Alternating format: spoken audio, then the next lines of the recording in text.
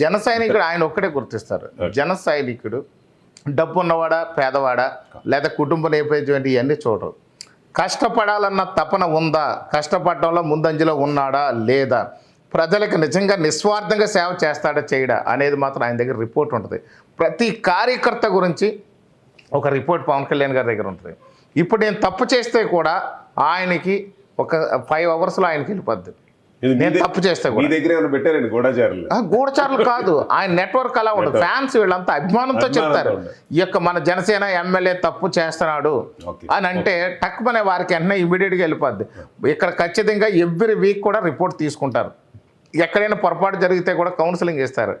ఏదైనా సరే పవన్ కళ్యాణ్ గారు జనసేన పార్టీలో ఎమ్మెల్యే తప్పు చేస్తే కూడా ఆయన ఇమీడియట్గా బయటకు పంపించేయడానికి వెనకాడరు. ఆయన రాజకీయం చేయట్లేదు.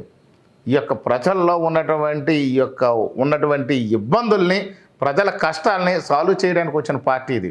ప్రజలను అభివృద్ధి చేయడానికి వచ్చిన పార్టీ, ప్రజలకు మంచి చేయడానికి వచ్చిన పార్టీ. కాబట్టి తన మన ఏముండదో, ఆయన కుటుంబ సభ్యులైనా, ఆయన సొంత ఎమ్మెల్యేలైనా, ఎంపీలైనా, సొంత నాయకుడైనా ఎవరైనా సరే నిజాయితీగా ఉంటే పార్టీలో ఉండమంటారు, లేదంటే బయట పోమంటాడు. ఆయన ఇంకా మొహమాటం లేదు.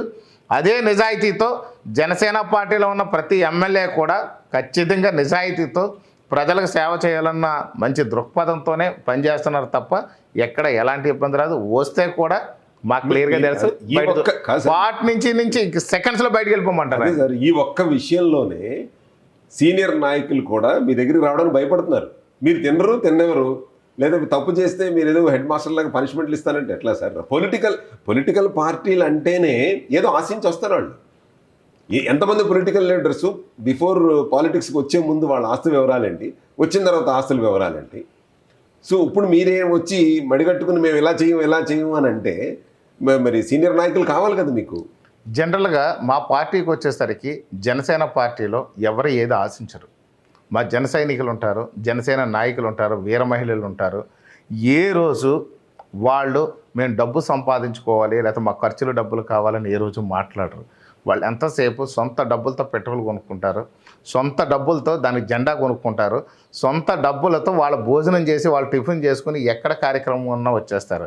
అసలు పబ్లిక్ పుల్లింగ్ అనేసరికి పవన్ కళ్యాణ్ గారికి ఎవరం కూడా రండి పవన్ కళ్యాణ్ గారు వస్తున్నారు, డిప్యూటీ సీఎం గారు వస్తున్నారని చెప్పం. ఆయన వస్తున్నారు అనేది సోషల్ మీడియాలో ఒక పోస్ట్ చూస్తే చాలు వీళ్ళంతా అప్పటికప్పుడు దడమని వచ్చేస్తారు. వీళ్ళంతా ఎక్కడి నుంచి వచ్చేస్తారో తెలియదు. ఇప్పుడు కుంభమేళాకు వచ్చినట్టు పవన్ కళ్యాణ్ గారు వస్తే కుంభమేళాకు వచ్చినట్టు వచ్చేస్తారు. వాళ్ళు ఎక్కడి నుంచి వచ్చారు ఏంటి ఎవరికి అర్థం కాదు. అలాగే నా చుట్టూ తిరిగే వాళ్ళు కూడా ఎప్పుడూ డబ్బులు ఆశించట్లేదు.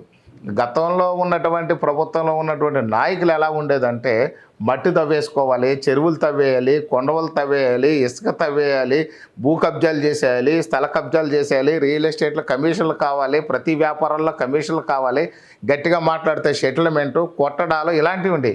జన సైనికుడి సేవ కంటే ముందు వస్తాడు.